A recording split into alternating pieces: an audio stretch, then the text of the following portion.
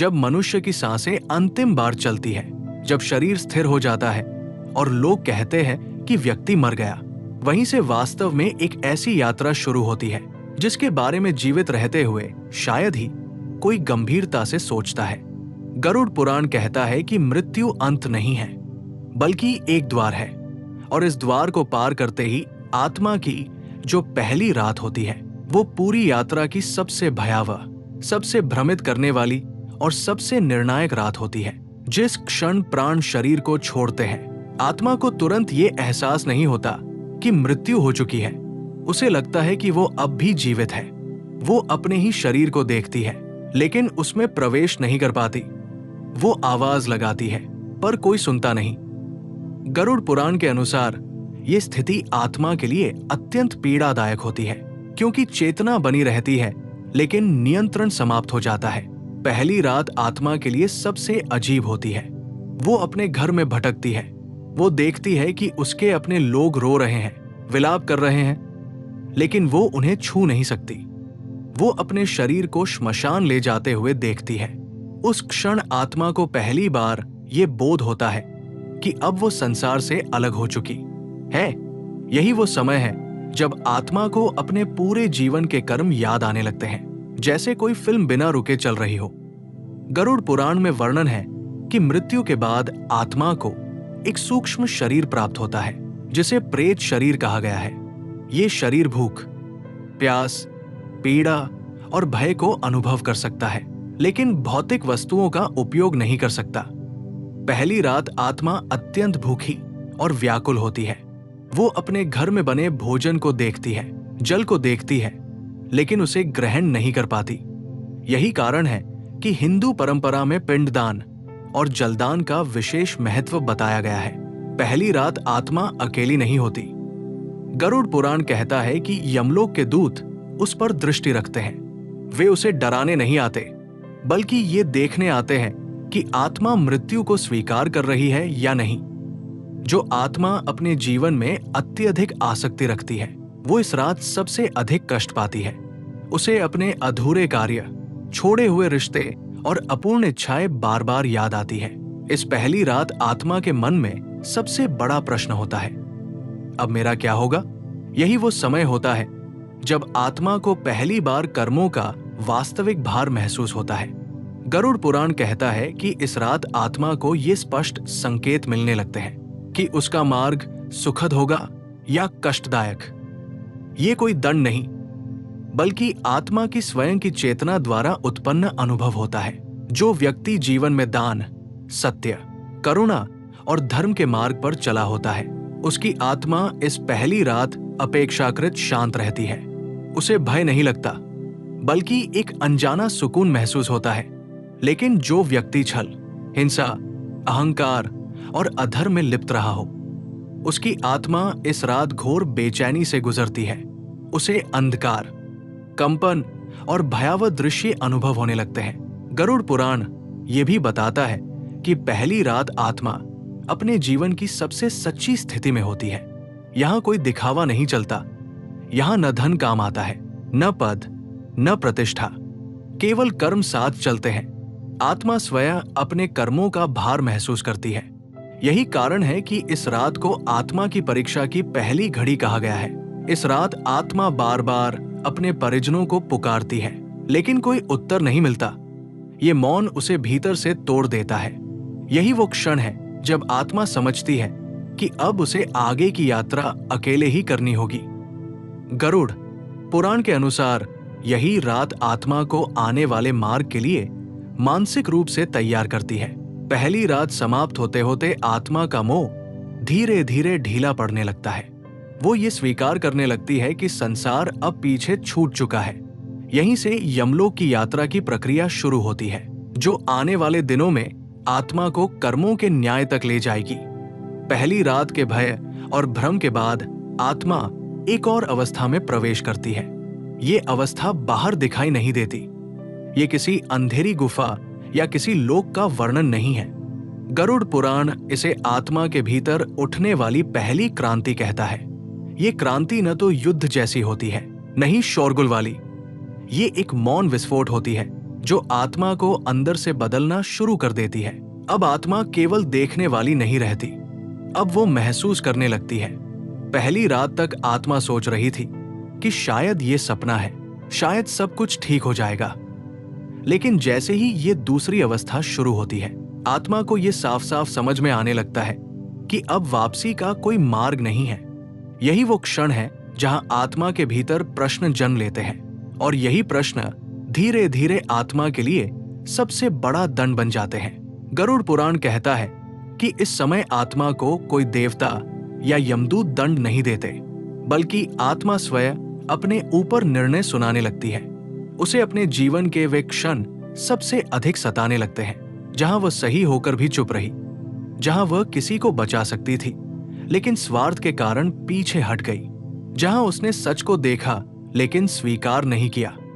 ये अवस्था बहुत तेज होती है। आत्मा को समय का कोई बोध नहीं रहता।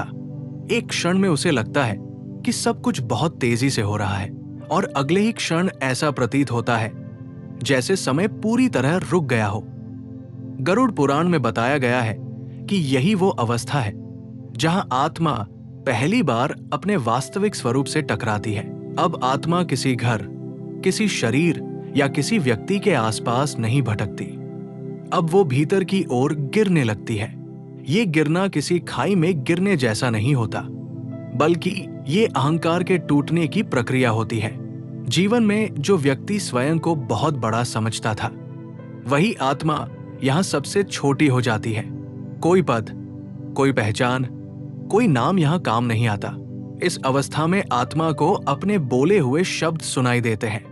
वे शब्द जो उसने कभी गुस्से में कहे थे, वे शब्द जो उसने झूठ के साथ बोले थे, वे वादे जो उसने कभी पूरे नहीं किए। ये शब्द अब आवाज बन जाते हैं और आत्मा के चारों ओर गूंजने लगते हैं। गरुड़ पुराण कहता है कि यही वो समय है जब आत्मा को सबसे अधिक मानसिक पीड़ा होती है। जो लोग जीवन में दूसरों को पीड़ा देकर आगे बढ़े थे, उनकी आत्मा इस अवस्था में सबसे अधिक व्याकुल हो जाती है। उन्हें बार बार वही दृश्य दिखाए जाते हैं जहां उन्होंने किसी को तोड़ा था, लेकिन यहां कोई दृश्य बाहर नहीं होता। सब कुछ चेतना के भीतर घटता है। यही कारण है कि इस पीड़ा से बच पाना असंभव होता है। ये अवस्था तेज है, लगातार है, बिना रुके चलने वाली है। आत्मा को विश्राम नहीं मिलता। वो न सो सकती है, न भाग सकती है। गरुड़ पुराण बताता है कि इस अवस्था में आत्मा को पहली बार ये अनुभव होता है कि कर्म केवल कार्य नहीं होते, वे ऊर्जा बन जाते हैं, और यही ऊर्जा आगे की यात्रा तय करती है। यहीं से आत्मा के भीतर एक परिवर्तन शुरू होता है।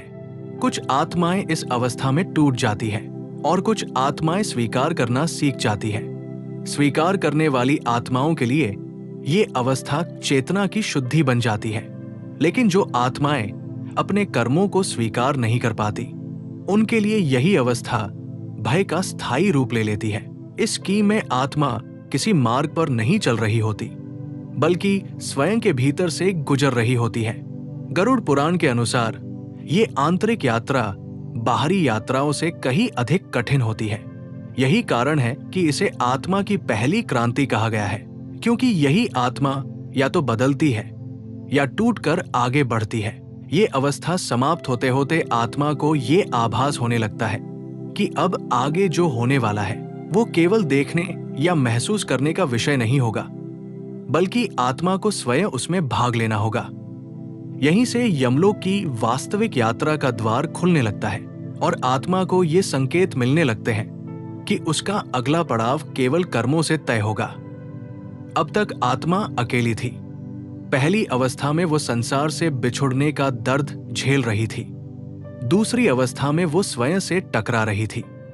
लेकिन अब जो शुरू होता है वो आत्मा के लिए सबसे अधिक वास्तविक और सबसे अधिक भय पैदा करने वाला अनुभव होता है। गरुड़ पुराण कहता है कि इस अवस्था में आत्मा पहली बार ये महसूस करती है कि अब वो किसी नियम के अंतर्गत है। अब कोई भ्रम नहीं, कोई कल्पना नहीं, कोई भीतर का संवाद नहीं। अब आत्मा के सामने सत्ता खड़ी होती है। यही वो क्षण है जब यमदूतों की उपस्थिति आत्मा को पहली बार अनुभव होती है। ये उपस्थिति हमेशा डरावनी ही हो, ऐसा नहीं कहा गया है, लेकिन आत्मा जिस प्रकार की रही हो, यमदूत उसी रूप में प्रकट होते हैं। जो जीवन में शांत, संयमी और धर्मनिष्ठ रहा हो, उसके लिए ये उपस्थिति कठोर नहीं होती। लेकिन जिसने जीवन को केवल भोग, छल और अहंकार में बिताया हो, उसके लिए यही उपस्थिति भीतर तक हिला देने वाली होती है। गरुड़ पुराण में वर्णन आता है कि यमदूत अचानक नहीं आते। आत्मा पहले एक परिवर्तन महसूस करती है। वातावरण भारी होने लगता है, चेतना में एक दबाव उत्पन्न होता है। आत्मा को ऐसा लगने लगता है जैसे कोई उसे देख रहा है, पर दिखाई कुछ नहीं देता। यही वो क्षण है जब आत्मा का भय जागृत होता है। इसके बाद आत्मा को दिशा का अनुभव होता है। अब तक आत्मा दिशाहीन थी। अब उसे ये बोध होने लगता है कि उसे कहीं ले जाया जा रहा है। ये ले जाना शारीरिक नहीं होता, ये चेतना के स्तर पर होता है। यमदूत आत्मा को स्पर्श नहीं करते, वे उसकी चेतना को पकड़ते हैं। इस अवस्था में आत्मा को पहली बार समय का वास्तविक अर्थ समझ में आता है। यहाँ समय न दिन है न रात, यहाँ समय कर्मों की गति से चलता है। जिन आत्माओं के कर्म भारी होते हैं, उनके लिए ये अवस्था असहनीय हो जाती है। गरुड़ पुराण कहता है कि ऐसे में आत्मा बार बार पीछे देखने का प्रयास करती है, लेकिन पीछे अब कुछ नहीं होता। यमदूत आत्मा से कोई प्रश्न नहीं पूछते, वे कोई भाषण नहीं देते। उनका मौन ही सबसे बड़ा भय होता है। आत्मा समझ जाती है कि अब उसे कुछ साबित नहीं करना है, क्योंकि सब कुछ पहले से ही जाना जा चुका है। जीवन में जो छुपाया गया था, जो दबाया गया था, जो कभी किसी को नहीं बताया गया था, वो सब अब स्पष्ट होता जा रहा होता है। ये अवस्था आत्मा को गति देती है। अब वो ठहर नहीं सकती। गरुड़ पुराण बताता है कि यहीं से आत्मा की वास्तविक यात्रा आरंभ होती है, जिसे प्रेत मार्ग कहा गया है। इस मार्ग पर आत्मा को अपने कर्मों के भार के अनुसार चलना होता है। कोई सहारा नहीं होता, कोई साथ नहीं होता। इस स्कीम में आत्मा भय से अधिक असहायता अनुभव करती है। वो समझ जाती है कि अब कोई रिश्ते काम नहीं आएंगे, न पुत्र, न पत्नी, न मित्र। यहाँ केवल कर्म साथ चलते हैं। यमदूत आत्मा को ये एहसास दिलाते हैं कि संसार में रहते हुए जो कुछ किया गया, अब वही वास्तविक संपत्ति है। कुछ आत्माएं इस अवस्था में पूरी तरह टूट जाती है, कुछ आत्माएं मौन स्वीकार कर लेती हैं। गरुड़ पुराण संकेत देता है कि यही आत्मा के भीतर एक और परिवर्तन होता है। अब आत्मा प्रतिरोध नहीं करती, वो प्रवाह में बहने लगती है। यही वो क्षण है जब आत्मा समझने लगती है कि आगे जो भी होगा वो टाला नहीं जा सकता। इस अवस्था के अंत तक आत्मा को ये अनुभव होने लगता है कि अब मार्ग स्पष्ट है। डर अब नया नहीं लगता, अंधकार अब अपरिचित नहीं लगता, और यमदूतों की उपस्थिति अब बाहरी नहीं बल्कि यात्रा का हिस्सा बन जाती है। यही से आत्मा को यमलोक की ओर ले जाया जाने लगता है, जहां कर्मों का वास्तविक लेखा सामने आने वाला होता है। दूसरी अवस्था में आत्मा के भीतर जो क्रांति शुरू हुई थी, अब वो शांत नहीं रहती, अब वो तीव्र हो जाती है। गरुड़ पुराण के अनुसार ये वो समय है जब आत्मा के भीतर संचित कर्म केवल स्मृति नहीं रहते, बल्कि जीवित अनुभव बन जाते हैं। आत्मा अब केवल याद नहीं करती, वो उन कर्मों को दोबारा जीने लगती है। ये प्रक्रिया अचानक शुरू होती है। आत्मा को कोई सूचना नहीं दी जाती, कोई संकेत नहीं मिलता। अचानक चेतना के भीतर एक द्वार खुलता है और आत्मा स्वयं को अपने ही अतीत के बीच खड़ा पाती है। लेकिन ये अतीत वैसा नहीं होता जैसा मनुष्य जीवन में याद करता है। यहाँ आत्मा अपने कर्मों को पीड़ित की दृष्टि से देखती है। गरुड़ पुराण कहता है कि यही वो क्षण है जहाँ कर्मों का वास्तविक न्याय शुरू होता है। अब आत्मा वही दर्द महसूस करती है जो उसने कभी किसी और को दिया था। यदि उसने किसी को अपमानित किया था, तो वही अपमान अब उसके भीतर उतरता है। यदि उसने किसी का विश्वास तोड़ा था, तो वही टूटन अब आत्मा के भीतर फैल जाती है। इस अवस्था की गति बहुत तेज होती है। एक के बाद एक दृश्य आते हैं। आत्मा चाहकर भी इन्हें रोक नहीं पाती। वो भागना चाहती है, लेकिन चेतना स्थिर रहती है। समय यहाँ बिखर जाता है। कुछ क्षण जीवन के वर्षों के बराबर भारी हो जाते हैं, जो सबसे अधिक पीड़ादायक होता है। वो ये कि आत्मा अब अपने कर्मों को सही ठहराने में असमर्थ होती है।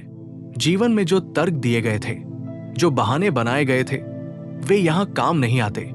गरुड़ पुराण बताता है कि इस अवस्था में आत्मा को पहली बार ये बोध होता है कि हर कर्म का प्रभाव केवल बाहर नहीं पड़ता, वो भीतर भी अंकित हो जाता है। यहां कोई यमदूत सामने खड़े नहीं होते, कोई न्यायालय नहीं दिखता। फिर भी आत्मा को ये अनुभव होता है कि वो किसी अदृश्य व्यवस्था के भीतर है। ये व्यवस्था शब्दों में नहीं बोलती, ये अनुभूति के माध्यम से कार्य करती है। यही कारण है कि ये अवस्था अत्यंत तीव्र और असहनीय हो जाती है। कुछ आत्माएं इस अवस्था में पूरी तरह टूट जाती हैं। वे अपने ही कर्मों के बोझ से दबने लगती हैं। लेकिन कुछ आत्माएं इस तीव्र अनुभव के बीच एक अलग अनुभूति भी महसूस करती है। वे समझने लगती है कि यदि कर्म ही बंधन है तो कर्म ही मुक्ति का मार्ग भी हो सकते हैं। गरुड़ पुराण संकेत देता है कि इस अवस्था में आत्मा के भीतर पश्चाताप का बीज पड़ता है। ये पश्चाताप रोने या पछताने जैसा नहीं होता, ये एक गहरी स्वीकृति होती है। आत्मा ये स्वीकार करने लगती है कि उसने जो बोया वही अब उग रहा है। ये प्रक्रिया रुकती नहीं, आत्मा को विश्राम नहीं मिलता। दृश्य बदलते रहते हैं, भावनाएं बदलती रहती है, कभी भय, कभी ग्लानि, कभी शून्यता। यही वो अवस्था है जहां आत्मा धीरे धीरे अपने अहंकार से मुक्त होने लगती है, क्योंकि यहां अहंकार का कोई स्थान नहीं होता।